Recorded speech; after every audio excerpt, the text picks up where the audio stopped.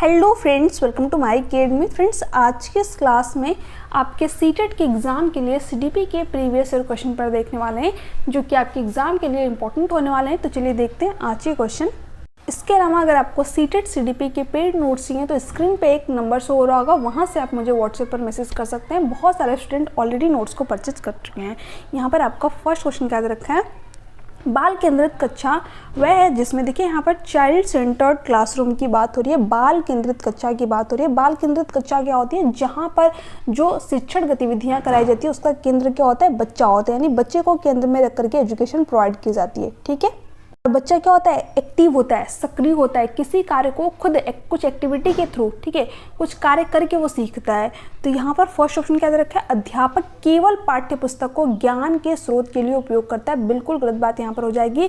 जो child centred classroom होती है उसमें जो टीचर होता है बच्चे को बच्चे की जरूरत के अकॉर्डिंग चीज़ें प्रोवाइड करता है। ठीक है, जैसे कि मान लीजिए कि बच्चा अगर श्रवण बाधित है तो उसके सामने जो चित्रात्मक चीज़ें एक टीचर के रूप में प्रस्तुत करनी चाहिए। ठीक है, क्योंकि बच्चा चीज़ों को सुन नहीं सकता है बट देख के तो सीख सकता है। तो एज पर नीड एजुकेशन, यानी जैसे बच्चे की जरूरत है उसके अकॉर्डिंग उसको चीज़ें प्रोवाइड करना, यही क्या कहती है, आपकी चाइल्ड सेंटर्ड एजुकेशन कहती है। समावेशी शिक्षा भी इसी बात को बढ़ावा देती है।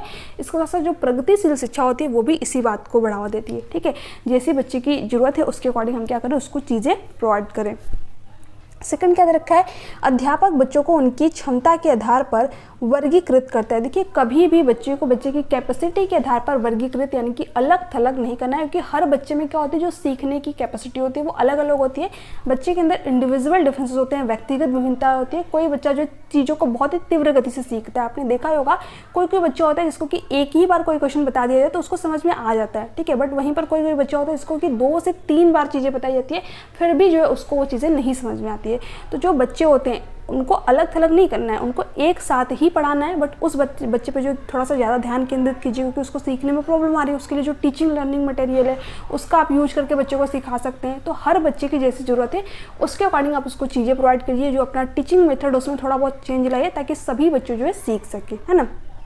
तो कभी भी बच्चे को अलग थलग वर्गीकृत करने की बात आ जाए तो आप उस ऑप्शन की तरफ नहीं जाएंगे। ये आपके एग्जाम के लिए एक नेगेटिव टैग वर्ड होता है। इसके साथ साथ थर्ड ऑप्शन क्या दे रखा है, बच्चे के व्यवहार को निर्देशित करने के लिए अध्यापक पुरस्कार और दंड का प्रयोग करते हैं। देखिए, बिल्कुल गलत बात हो जाएगी। एज ए टीचर के रूप में कभी भी आपको पुरस्कार और दंड का यूज़ नहीं करना है, क्योंकि फिर बच्चा क्या करता है, पुरस्कार को पाने के लिए किसी कार्य को करने लगता है। ठीक है, या फिर दंड से बचने के लिए किसी कार्य को करने लगता है। तो जो चाइल्ड सेंटर्ड एजुकेशन है वो क्या कहती है कि बच्चा कुछ एक्टिविटी करके कोई चीज़ को सीखे। ठीक है, खुद आंतरिक रूप से भी प्रेरित हो इसलिए किसी चीज़ को सीखे। ठीक है, अपनी जिज्ञासा के लिए किसी चीज़ को सीखे, ऐसा नहीं कि किसी पुरस्कार को पाने के लिए कोई चीज़ बच्चा सीख रहा है। तो ये जब भी आपको वर्ड देखने को मिल जाए पुरस्कार और दंड, तो भी आप उस ऑप्शन की तरफ नहीं जाइएगा।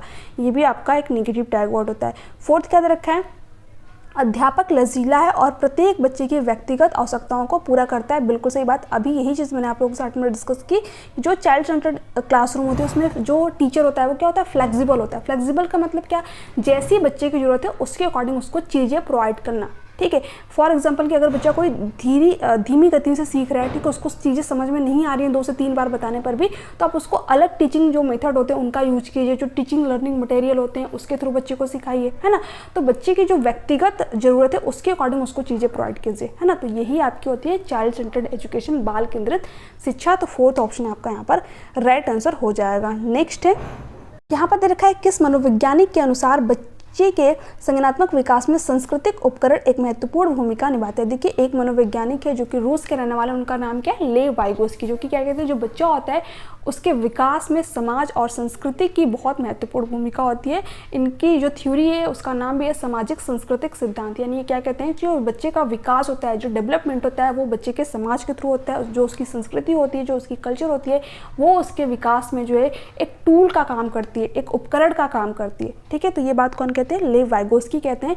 तो फर्स्ट ऑप्शन जो है आपका यहाँ पर राइट आंसर हो जाएगा। जब भी कल्चरल टूल की बात हो, सांस्कृतिक उपकरण की बात हो, तो आप जो है लेव वाइगोस्की के साथ में जाइएगा। सामाजिक सांस्कृतिक उपकरण की बात किसने की है, लेव वाइगोस्की ने। ठीक है, जीन पैजे ने देखिए संज्ञानात्मक विकास की 4 अवस्थाएं बताई है, जिसके बारे में हम लोग जब जीन पैजे की थ्योरी क्लासेस करेंगे तो उसमें देखेंगे। इसके अलावा आपको ऑप्शन थर्ड क्या दे रखा है, अल्बर्ट बंडूरा। देखिए इनसे जो है आपके एग्जाम में क्वेश्चन नहीं आता, तो आपको जो है इनको पढ़ने की जरूरत भी नहीं है। इसके अलावा जो BF स्किनर है, इनसे भी आपके एग्जाम में क्वेश्चन नहीं आता है। देखिए 3 से 4 ही मनोवैज्ञानिक ऐसे हैं जहाँ से आपके एग्जाम में क्वेश्चन आते हैं, तो सिर्फ उन्हीं मनोवैज्ञानिकों के जो क्वेश्चन है, जो थ्योरी है, उनको ही रीड कीजिएगा। इसके अलावा आपको कुछ भी करने की जरूरत नहीं है, नहीं तो सिर्फ और सिर्फ आपका टाइम ही वेस्ट होगा। आपने BEd या फिर DELED किया होगा तो इन लोगों के बारे में थोड़ा बहुत पढ़ ही रखा होगा, ठीक है, बस उतना ही आपके लिए इंपॉर्टेंट है, ज़्यादा पढ़ने की जरूरत नहीं है। जहाँ से आपके एग्जाम में क्वेश्चन आता है सिर्फ उन्हीं चीज़ों को पढ़े, जैसे कि ले वाइगोस्की हो गए, जीन प्याजे हो गए, हार्वर्ड गार्डनर हो गए, ठीक है, लॉरेंस कोहलवर हो गए। तो इन लोगों से आपके एग्जाम में लगभग 6 से 7 क्वेश्चन आते हैं, ठीक है। तो आप जो है इन्हीं लोगों की थ्योरी को अच्छी तरीके से रीड कीजिए एंड इनसे रिलेटेड जितने भी क्वेश्चन है उनको जरूर सॉल्व कीजिए, ठीक है। आगे यहाँ पर क्वेश्चन क्या दे रखा है, ले वाइगोस्की के अनुसार फर्स्ट ऑप्शन दे रखा है, बच्चों के संज्ञानात्मक विकास में भाषा की एक महत्वपूर्ण भूमिका होती है। देखिए फर्स्ट ही ऑप्शन आपका यहाँ पर राइट आंसर हो जाएगा। जो ले वाइगोस्की वो क्या कहते हैं कि जो बच्चे का संज्ञानात्मक विकास होता है उसमें उसके समाज की महत्वपूर्ण भूमिका होती है, उसके संस्कृति कल्चर की महत्वपूर्ण भूमिका होती है और उसके लैंग्वेज भाषा की महत्वपूर्ण भूमिका होती है, ठीक है। तो यहाँ पर भाषा की बात की गई है, तो फर्स्ट ऑप्शन आपका यहाँ पर राइट आंसर हो जाएगा।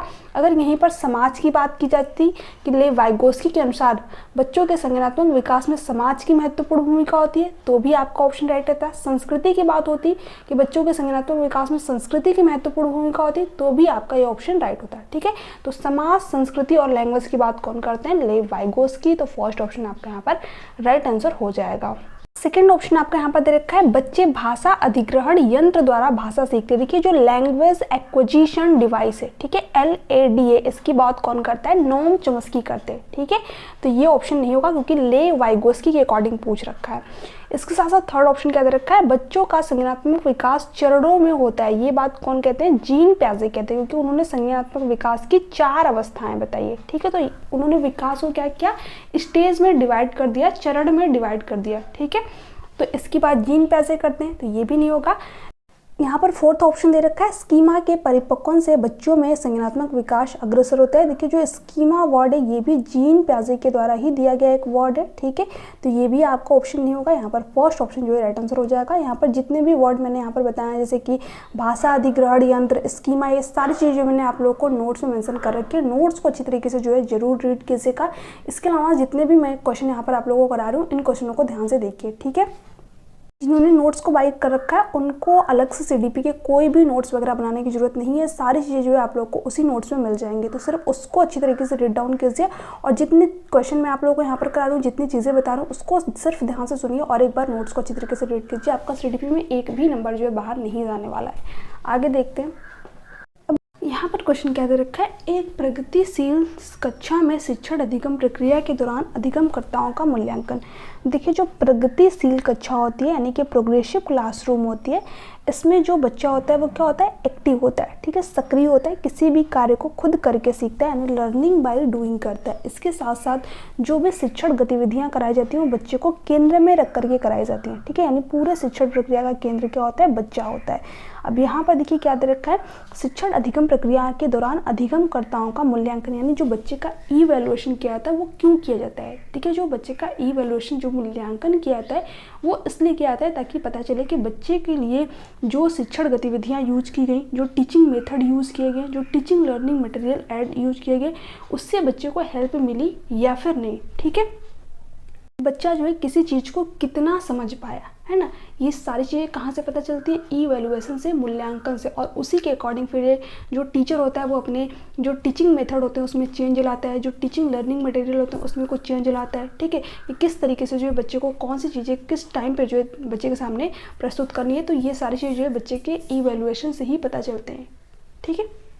तो फर्स्ट ऑप्शन क्या दे रखा है, बच्चों के अधिगम में सहायक नहीं। देखिए ये कहना तो यहाँ पर बिल्कुल ही गलत हो जाएगा। मैंने अभी आप लोगों को बताया कि जो इवैल्यूएशन होता है ये बच्चे के लिए बहुत ही इंपॉर्टेंट होता है। यहीं से पता चलता है कि जो चीज़ें यूज की गई उससे बच्चा समझ पाया या फिर नहीं, ठीक है, कहाँ पर बच्चे के सीखने में कमी रह गई है, कितना बच्चा उन चीज़ों से सीख पाया।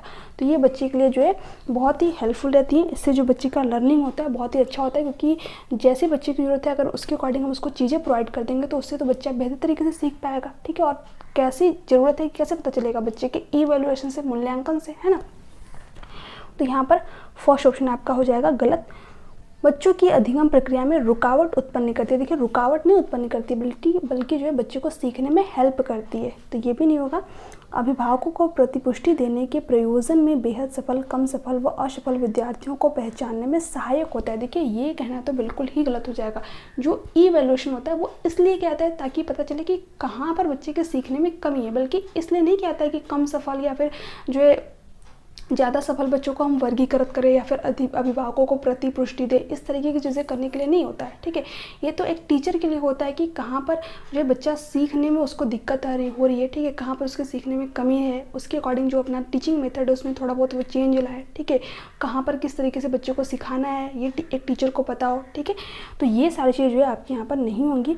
यहाँ पर फोर्थ ऑप्शन राइट आंसर हो जाएगा। बेहद महत्वपूर्ण है क्योंकि यह बच्चे की समझ की जानकारी देता है और अध्यापिका को अपने शिक्षा शास्त्र पर विचारने में सहायक होता है। यही बात मैंने आप लोगों के साथ में भी डिस्कस की, तो फोर्थ ऑप्शन आपका यहाँ पर राइट आंसर हो जाएगा। नेक्स्ट क्वेश्चन की तरफ चलते हैं। अब यहाँ पर क्वेश्चन क्या दे रखा है, कक्षा में अर्थपूर्ण अधिगम को प्रोत्साहित करने के लिए अध्यापिका को डैश। ठीक है, अब देखिए ऑप्शन क्या दे रखा है, विद्यार्थियों की सहायता करनी चाहिए कि वे अपने मनोभाव और अभिप्रेरणा को सुव्यवस्थित कर पाएँ। बिल्कुल सही बात है, यहाँ पर मीनिंगफुल लर्निंग की बात हो रही है, तो बच्चा क्या होना चाहिए, आंतरिक रूप से अभिप्रेरित होना चाहिए। इसके साथ साथ जो है वह अपने मनोभाव को भी समझ पाए। एज ए टीचर के रूप में आपको जो बच्चे की हेल्प करनी चाहिए, सहायता करनी चाहिए। तो फर्स्ट ऑप्शन तो आपका यहाँ पर राइट होगा। ठीक है, अब देखिए जो आपको ऑप्शन दे रखा है इसमें फर्स्ट ऑप्शन तो आपका होना ही चाहिए। ठीक है, अब देखिए पहले वाले में भी फर्स्ट दे रखा है बट सेकंड में आपका फर्स्ट नहीं दे रखा है, तो सेकंड वाला ऑप्शन तो आपका हो ही नहीं सकता। ठीक है, अब हम बाकी के ऑप्शन को देखते हैं। इस तरीके से जो है अपने ऑप्शन को एलिमिनेट भी करते रहिएगा क्योंकि इससे आपका जो है टाइम कम लगता है एग्जाम में, है ना। तो अब सेकंड वाला ऑप्शन ऐसे ही कट गया, सेकंड को हमको चेक करने की ज़रूरत ही नहीं है। अब देखते हैं यहाँ पर सेकंड क्या दे रखा है, विद्यार्थियों को उनके प्रदर्शन के आधार पर वर्गीकृत और नामांकित करके उनके योग्यता आधारित समूह बनाना चाहिए। देखिए जब भी आपको अपने ऑप्शन में वर्गीकृत या फिर नामांकित वर्ड दिख जाए तो ये आपके सीटेट के एग्जाम के लिए एक निगेटिव टैग वर्ड होते हैं। ठीक है, कभी भी बच्चे को उसकी क्षमता के आधार पर अलग थलग नहीं करना है, वर्गीकृत नहीं करना है। ठीक है, तो सेकंड ऑप्शन तो आपका यहाँ पर नहीं होगा। अब देखिए फोर्थ वाले में आपका सेकंड दे रखा है तो ये भी ऑप्शन आपका यहाँ से बाहर हो गया। ठीक है, अब हमें फर्स्ट और जो है थर्ड में चेक करना है। अब देखिए फर्स्ट में भी आपका थर्ड दे रखा है और यहाँ पर भी थर्ड दे रखा है, यानी थर्ड तो हमारा पक्का सही होने वाला है। तो हम सिंपली सिर्फ फोर्थ को चेक कर लेंगे और हमें पता चल जाएगा कि कौन सा हमारा जो है राइट ऑप्शन यहाँ पर होगा।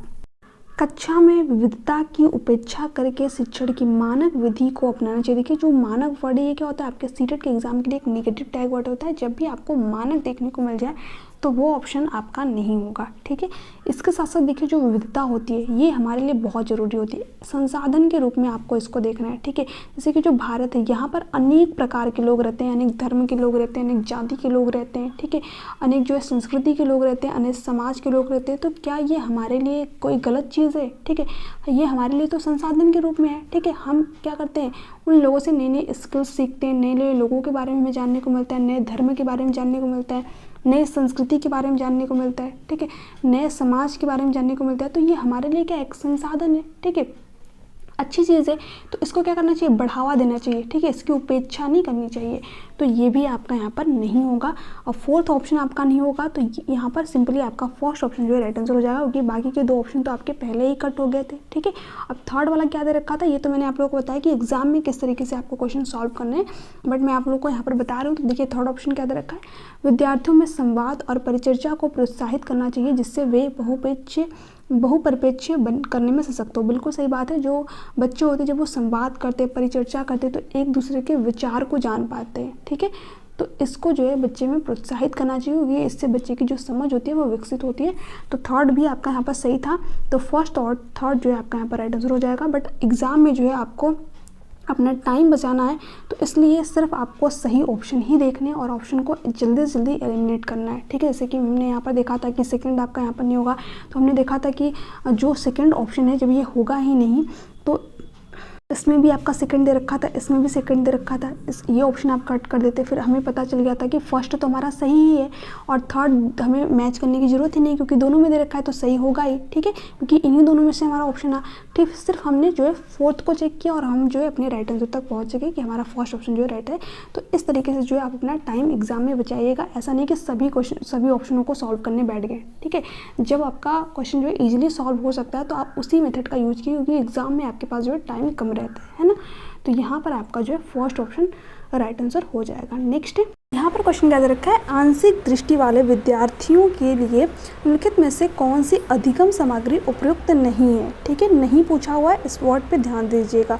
इसके साथ साथ जो है यहाँ पर आंशिक दृष्टि वाले विद्यार्थी की बात की जा रही है, यानी बच्चे को जो है थोड़ी बहुत चीज़ें दिखाई दे रही होंगी। तो फर्स्ट ऑप्शन क्या दे रखा है, बड़े आकार में मुद्रित पुस्तकें। तो देखिए इससे तो बच्चा अच्छी तरीके से रीड कर पाएगा, क्योंकि बच्चे को थोड़ी बहुत चीज़ें विजुअल में दिखाई दे रही हैं। ठीक है, अगर हम छोटे लेटर वाली बच्चों के सामने पुस्तक जो है प्रस्तुत करेंगे तो इससे बच्चों को हेल्प नहीं मिलेगी। बट यहाँ पर अगर हम बड़े आकार वाली पुस्तक बच्चे को दिखाएंगे तो बच्चे को जो है थोड़ी बहुत चीज़ें दिखाई दे रही है, तो उससे बच्चे को सीखने में हेल्प मिलेगी, बच्चा जो है इन चीज़ों को पढ़ पाएगा। तो फर्स्ट ऑप्शन तो आपका यहाँ पर सही होगा, बट ये आपका ऑप्शन नहीं होगा, क्योंकि हमसे जो सही नहीं है उसके बारे में पूछ रखा है। तो फर्स्ट ऑप्शन आपका यहाँ पर नहीं होगा। सेकंड क्या दे रखा है, त्रिविमी नक्शे और चार्ट। देखिए इनसे भी जो दृष्टिबाधित छात्र होते हैं उनको सीखने में हेल्प मिलती है, क्योंकि जो स्पर्श के द्वारा जो है बच्चे इन चीज़ों को सीख सकते हैं, जो त्रिविमी नक्शे और चार्ट होते हैं, है ना। तो ये भी बात सही, इससे भी बच्चे को सीखने में हेल्प मिलेगी। ठीक है, तो ये आपका यहाँ पर सही नहीं होगा, क्योंकि जो सही नहीं है, जो उपयुक्त नहीं है, उसके बारे में पूछा है। बोलती पुस्तकें स्पर्शनीय सूचना पट। तो देखिए इससे भी बच्चा सीख पाएगा। अगर जो है बच्चा दृष्टिबाधित है, उसको थोड़ी बहुत चीज़ें दिखाई दे रही हैं, तो जो स्पर्श करने वाली चीज़ें उनके थ्रू बच्चा सीख पाएगा। इसके साथ साथ जो बोलने वाली पुस्तकें हैं उनके थ्रू भी बच्चा यहाँ पर सीख पाएगा। ठीक है, तो ये भी नहीं होगा आपका यहाँ पर। छोटी मुद्रा वाली कार्यसेट। अभी यही चीज़ मैंने आप लोगों के साथ में डिस्कस की। अगर बच्चे को थोड़ी बहुत चीज़ें दिखाई दे रही है, थोड़ी बहुत चीज़ें विजुअल है, तो जो बच्चे जो छोटी चीज़ें लिखी हुई हैं, है ना, जैसे कि क ख या फिर ए बी, इस तरीके की जो लेटर है जो कि बिल्कुल छोटे छोटे लिखे हुए हैं, क्या इनको बच्चा रीड कर पाएगा? नहीं कर पाएगा, क्योंकि बच्चे को सही तरीके से चीज़ें दिखाई नहीं दे रही हैं। तो फोर्थ ही ऑप्शन आपका यहाँ पर उपयुक्त नहीं है। और यहाँ पर हमसे यही पूछ रखा था कि कौन सा जो है अधिगम सामग्री उपयुक्त नहीं है, तो फोर्थ वाली आपका यहाँ पर राइट आंसर हो जाएगा। नेक्स्ट क्वेश्चन है, अब यहाँ पर क्वेश्चन क्या दे रखा है, निम्नलिखित में से कौन सा उदाहरण विद्यार्थियों को अधिगम के लिए अभिप्रेरित करने के लिए प्रभावशाली पद्धति है। फर्स्ट ऑप्शन क्या दे रखा है, पाठ उपलब्ध कराना, विशेषकर जब विद्यार्थी कोई नया कौशल सीख रहे हैं। देखिए ये बात यहाँ पर बिल्कुल सही हो जाएगी। जो स्कैप फोल्डिंग होता है, ठीक है, इसी को पाड़ कहते हैं, इसी को जो है ढांचा कह देते हैं। ठीक है, और ये वर्ड जो है किसके द्वारा दिया गया है, ले वाइगोस्की के द्वारा दिया गया है। ठीक है, इसका मतलब क्या होता है, बच्चे को जो है थोड़ी सी हेल्प प्रोवाइड करना। ठीक है, पूरा क्वेश्चन उसको सॉल्व करके नहीं बताना है, सिर्फ थोड़ी सी हेल्प प्रोवाइड करना जहाँ पर बच्चे को ज़रूरत है। वो कोई क्वेश्चन में हो सकता है, ठीक है, फिर बच्चा कोई नए स्किल्स सीख रहा है तो उसमें जो हो सकता है, जैसे कि जब स्टार्टिंग में बच्चे साइकिलिंग स्टार्ट करते हैं तो स्टार्टिंग में तो उनको साइकिल चलाना आता नहीं है, तो पेरेंट्स क्या करते हैं, पीछे से हल्का सा सपोर्ट देते हैं, है ना। तो वहाँ पर पेरेंट्स क्या कर रहे हैं, स्कैप होल्डिंग प्रोवाइड कर रहे हैं, पाड़ प्रोवाइड कर रहे हैं। ठीक है, तो यहाँ पर फर्स्ट ऑप्शन जो राइट आंसर हो जाएगा। यहाँ पर हमसे यही क्वेश्चन में पूछ रखा था कि विद्यार्थी को अधिगम के लिए अभिप्रेरित करने के लिए प्रभावशाली पद्धति क्या है, स्कैप होल्डिंग। ठीक है, उससे बच्चों को क्या मिलती है, मोटिवेशन मिलती है कि बच्चा जो है उन कौशल को सीख सकता है ना। जैसे कि जब पेरेंट्स हल्का सा सपोर्ट देते हैं बच्चे को, तो फिर बच्चा जो है धीरे धीरे करके साइकिल चलाना सीख जाता है ना। तो फर्स्ट ऑप्शन आपका यहाँ पर राइट आंसर हो जाएगा, पाठ उपलब्ध कराना, विशेषकर जब विद्यार्थी कोई नया कौशल सीख रहे हैं।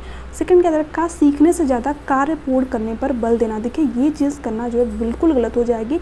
कभी भी बच्चे को कार्य पूर्ण करने पर जोर नहीं देना है, बच्चा उन चीज़ों को सीख पाए, सीखने पर फोकस करना है। अगर बच्चा जो है चीज़ों को बेहतर तरीके से सीख जाएगा तो कार्य तो अपने आप ही पूर्ण हो जाएंगे, है ना। तो ये आपका नहीं होगा, सिर्फ सीखने पर फोकस करना है। ठीक है, नंबर पर या फिर कार्य पूर्ण करने पर फोकस नहीं करना है। ये सारी चीज़ें तो अपने आप ही हो जाएंगी अगर बच्चा जो है किसी स्किल्स को बेहतर तरीके से सीख गया तो सेकंड आपका नहीं होगा, वे कार्य देना जो कि बहुत सरल हो। देखिए कभी भी बच्चे को ना ही बहुत सरल कार्य देने और ना ही जो है बच्चे को बहुत जटिल कार्य देने। जैसे बच्चे की नीड है, जैसे बच्चे की ज़रूरत है, ठीक है, जैसे बच्चे की कैपेसिटी, उसके अकॉर्डिंग ही बच्चे को कार्य देना है। अगर गिफ्टेड चाइल्ड है तो आप उसको जटिल कार्य दीजिए। ठीक है, अगर मान लीजिए कि जो है सामान्य IQ वाला बच्चे है तो आप उसको उसके अकॉर्डिंग कार्य दीजिए। ठीक है, तो यहाँ पर बच्चे को बहुत सरल या फिर बहुत जटिल कार्य नहीं देने हैं, बच्चे की कैपेसिटी के अकॉर्डिंग ही उसको कार्य देना है। प्रतियोगिताओं के लिए बहुत से अवसर उत्पन्न कराना। देखिए कभी भी कंपटीशन के लिए बच्चे को अवसर प्रोवाइड नहीं करना है, सीखने के लिए अवसर देना है। ठीक है, प्रतियोगिता कंपटीशन के लिए बच्चे को अवसर नहीं देना है, क्योंकि इससे फिर बच्चे में प्रतिस्पर्धा की भावना आती है, कंपटीशन की भावना आती है, जो कि आपके सीटेट के एग्ज़ाम के लिए एक निगेटिव वर्ड है। ठीक है, बच्चा फिर सीखता नहीं है, फिर कंपटीशन, फिर उसका फोकस जो है नंबर पर होता है। तो ये सारी चीज़ें जो है नहीं करनी। और अभी के टाइम में यही सारी चीज़ें जो है ज़्यादा देखने को मिलती है। जो पेरेंट्स भी होते हैं वो यही कर रहे हैं कि जो है पड़ोसी के घर में जो है उनके बच्चे का नंबर ज़्यादा आ गया, हमारे बच्चे का नंबर कम है। ये सारी चीज़ें बच्चे के अंदर डेवलप नहीं करनी। हो सकता है कि आपका बच्चा जो है पढ़ने में ना अच्छा हो बट उसके अंदर कोई और स्किल्स अच्छी हो। ठीक है, तो इसलिए कभी भी बच्चे को कंपटीशन नहीं कराना चाहिए। उसका जहाँ पर मन लग रहा है, जो स्किल्स उसके अंदर अच्छी हो उस पर जो है ध्यान देना चाहिए, है ना। तो फर्स्ट ऑप्शन आपका यहाँ पर राइट आंसर हो जाएगा। अब ये क्वेश्चन भी यहाँ पर इम्पॉर्टेंट दे रखा है, यहाँ से आपके कई सारे कॉन्सेप्ट जो है क्लियर होंगे। यहाँ पर क्वेश्चन क्या दे रखा है, हार्वर्ड गार्डनर के बहुबुद्धि सिद्धांत के अनुसार निम्नलिखित में से कौन सा जोड़ा बुद्धि के प्रकार और अंतःस्थिति अनुपालन संभावना के अनुसार सही है। यहाँ पर आपको बुद्धि के प्रकार दे रखे हैं और यहाँ पर बताना है कौन सा जो है सही मैच कर रहा है, ठीक है। अब देखिए जो हार्वर्ड गार्डनर है जिन्होंने कि बहुबुद्धि का सिद्धांत दिया और उन्होंने 8 प्रकार की बुद्धि की बात की। वैसे तो इन्होंने 10 से 11 प्रकार की बुद्धि की बात की, बट जो आपकी एनसीईआरटी की बुक है उसमें आपका 8 ही प्रकार दे रखा है और इन्हीं 8 प्रकार के बारे में आपको पढ़ना है, इससे ज़्यादा आपको नहीं पढ़ना है, ठीक है। यहीं से आपके एग्जाम में क्वेश्चन आते हैं। यहाँ पर फर्स्ट क्या दे रखा है, स्थानिक। देखिए स्थानिक बुद्धि किसके अंदर होगी, जिसके अंदर स्थान की समझ होगी। जैसे कि जो लोग ग्राफिक वगैरह डिज़ाइन करते हैं, ठीक है, जैसे जो इंजीनियर होते हैं उनके अंदर कौन सी बुद्धि होती है, स्थानिक बुद्धि होती है। इसके अलावा जो लोग घरों के नक्शे वगैरह डिज़ाइन करते हैं उनके अंदर भी कौन सी बुद्धि होती है, स्थानिक बुद्धि होती है, क्योंकि उनको स्थान की समझ होती है कहाँ पर कौन सी चीज़ जो है डिज़ाइन करनी है ना। तो यहाँ पर इसके साथ में क्या दे रखा है, मनोवैज्ञानिक दे रखा है। देखिए मनोवैज्ञानिक के अंदर कौन सी इंटेलिजेंस होती है, इंटरपर्सनल इंटेलिजेंस होती है, ठीक है। ये लोग क्या करते हैं, दूसरों के मनोदशा स्वभाव के बारे में बता पाते हैं कि आपके मन में क्या चल रहा है, ठीक है। तो इनके अंदर जो है इंटरपर्सनल इंटेलिजेंस होती है, ना कि स्थानिक। तो ये तो आपका नहीं होगा यहाँ पर। इसके साथ साथ यहाँ पर सेकंड क्या दे रखा है, अंतःवैयक्तिक। इसका मतलब क्या हो गया, इंट्रापर्सनल इंटेलिजेंस, ठीक है। इंट्रापर्सनल इंटेलिजेंस किसके अंदर होती है, जो व्यक्ति खुद के मनोदशा स्वभाव के बारे में जान पाए। जैसे कि गौतम बुद्ध हो गए, ठीक है, तो वो क्या करते हैं, अपने खुद के मनोदशा स्वभाव, ठीक है, खुद के ऊपर मतलब नॉलेज रखना, खुद के बारे में जानना, ठीक है। उस व्यक्ति के अंदर कौन सी बुद्धि होगी, इंट्रापर्सनल इंटेलिजेंस। बट इसके साथ में क्या दे रखा है, विक्रेता। विक्रेता तो दूसरों के मनोदशा स्वभाव के बारे में जानते हैं। जैसे कि जब आप कपड़ा खरीदने जाते हैं तो वो क्या कहता है कि आपका ये जो कपड़ा है आपके ऊपर बहुत अच्छा लग रहा है, ठीक है। यानी वो क्या कर रहा है, आपके जो है मन में क्या चीज़ें चल रही हैं कहीं ना कहीं उसको जानने की कोशिश कर रहा है, ठीक है। आपको जो है एक तरीके से वो कपड़ा लेने के लिए प्रोत्साहित कर रहा है। तो जो विक्रेता होता है इसके अंदर भी इंटरपर्सनल इंटेलिजेंस होती है, ठीक है। इंटर और इंट्रा में आप लोग बहुत ज़्यादा कंफ्यूज होते हैं। देखिए इंटर का मतलब ही होता है, इसे इंटरनेशनल हाईवे वगैरह आप लोगों ने सुना होगा, तो इंटर का मतलब ही होगा 2 या 2 से अधिक। जब भी 2 या 2 से अधिक की बात हो, ठीक है, जैसे कि जो व्यक्ति दूसरों के मनोदशा स्वभाव को समझ पाए उसके अंदर क्या होगी, इंटरपर्सनल इंटेलिजेंस होगी। और इंट्रा का मतलब क्या होता है, अंतरा। अंतरा का मतलब क्या होता है, खुद, आंतरिक रूप से आप खुद को जान पाए, ठीक है। तो ये आपका होता है अंतरावैयक्तिक और इसके साथ साथ में अंतःवैयक्तिक, ठीक है। इसको आप इंग्लिश में ही याद कीजिएगा क्योंकि हिंदी में जो वर्ड होते हैं वो आपको थोड़ा सा आपके माइंड में कन्फ्यूज़न क्रिएट कर सकते हैं, क्योंकि दोनों सिमिलर ही देखने को लगेंगे। तो इंटर और इंट्रा इस तरीके से आप जो याद कीजिएगा। तो ये भी आपका यहाँ पर गलत दे रखा है। इसके साथ साथ यहाँ पर दे रखा है भाषायिक बुद्धि। भाषायिक बुद्धि किसके अंदर होगी, जिनकी कि अपने भाषा पर पकड़ अच्छी होती है। जैसे कि जो नेता वगैरह होते हैं, जो कवि वगैरह होते हैं, कवि सम्मेलन आप लोगों ने देखा ही होगा, ठीक है। तो उसमें जो कवि होते हैं क्या करते हैं, अपने लैंग्वेज के थ्रू, अपने भाषा के थ्रू दूसरों को प्रभावित करते हैं, ठीक है। तो उनके अंदर कौन सी बुद्धि होती है, भाषायिक बुद्धि होती है। तो इसके साथ में क्या दे रखा है, मूर्तिकार। देखिए जो मूर्तिकार है ये आपका आ जाएगा स्थानिक में। मूर्तिकार के अंदर कौन सी बुद्धि होती है, स्थानिक बुद्धि होती है। क्यों, क्योंकि ये लोग भी, इनको भी पता होता है कि कहाँ पर जो है जो मूर्ति है किस तरीके से डिज़ाइन करनी है, ठीक है। सारी चीज़ें स्थान की समझ होती है इनके अंदर। तो मूर्तिकार के अंदर भी कौन सी बुद्धि होती है, स्थानिक बुद्धि होती है ना। इसके साथ साथ देखिए यहाँ पर फोर्थ क्या दे रखा है, शारीरिक गति संवेदनता, ठीक है। यहाँ पर खिलाड़ी दे रखा है, बिल्कुल सही बात है, ठीक है। जो खिलाड़ी होते हैं उनके अंदर कौन सी होती है, बॉडी काइनेस्थेटिक इंटेलिजेंस, ठीक है। शारीरिक गति संवेदनात्मक बुद्धि होती है, यानी किस तरीके से अपने बॉडी पर कंट्रोल करना है, कैसे अपनी बॉडी को मूव करना है, ये सारी चीज़ें जो है एक खिलाड़ी को पता होती है। तो फोर्थ ऑप्शन आपका यहाँ पर राइट आंसर हो जाएगा। जैसे कि सचिन तेंदुलकर हो गए, विराट कोहली हो गए। इसके अलावा जो लोग सर्कस में काम करते हैं उनके अंदर भी कौन सी बुद्धि होती है, शारीरिक गति संवेदना बुद्धि होती है। आपने देखा होगा कि वो लोग क्या करते हैं, अपनी बॉडी को अच्छी तरीके से रोटेट वगैरह कर लेते हैं, ठीक है। तो इनके अंदर कौन सी बुद्धि होती है, शारीरिक गति संवेदनात्मक बुद्धि होती है, जिनका कि अपने शरीर पर कंट्रोल होता है पूरी तरीके से, है ना। तो ये सारे पॉइंट इंपॉर्टेंट है, यहाँ से आपके एग्जाम में डायरेक्ट क्वेश्चन बनते हैं। ये सारी चीज़ें मैंने आप लोगों को नोट्स में भी मेंशन कर रखी है। अगर आप जो है वहाँ से हार्वर्ड गार्डनर की जो थ्योरी अच्छी तरीके से रीड कर लेते हैं तो मुझे लगता है कि आपको जो ये सारे क्वेश्चन करने में थोड़ी भी प्रॉब्लम हो रही होगी, है ना। तो फोर्थ ऑप्शन आपका यहाँ पर राइट आंसर हो जाएगा। ये थे आपके आज के CDPA क्वेश्चन। आई होप कि आप लोगों को क्लास अच्छी लगी होगी। क्लास अच्छी लगी हो तो नीचे कमेंट सेक्शन में कमेंट करके जरूर दीजिएगा। अगर आपको वीडियो अच्छी लगी हो तो प्लीज़ चैनल को सब्सक्राइब कर लीजिएगा, बेल आइकन को प्रेस कर दीजिएगा ताकि जो आगे की क्लासेस है उसका नोटिफिकेशन आप लोगों को मिल जाए। इसके साथ साथ अगर आपकी कोई क्यूरीज रह जाते हैं, कोई डाउट रह जाते हैं तो आप नीचे कमेंट सेक्शन में कमेंट करके पूछ सकते हैं, या फिर स्क्रीन पर आप लोगों को व्हाट्सएप नंबर भी शो हो रहा होगा, वहाँ से आप मुझे व्हाट्सएप पर भी मैसेज कर सकते हैं। और नीचे मैंने डिस्क्रिप्शन बॉक्स में टेलीग्राम चैनल का लिंक दे रखा है, तो वहाँ से टेलीग्राम चैनल से जरूर ज्वाइन हो जाइएगा। वहाँ पर आपके जितने भी डाउट रहते हैं, जो क्लासेस की PDF होती है मैं आप लोगों को प्रोवाइड कर देती हूँ। चलिए मिलते हैं नेक्स्ट क्लास में, तब तक के लिए bye bye, take care, thanks for watching, thank you so much.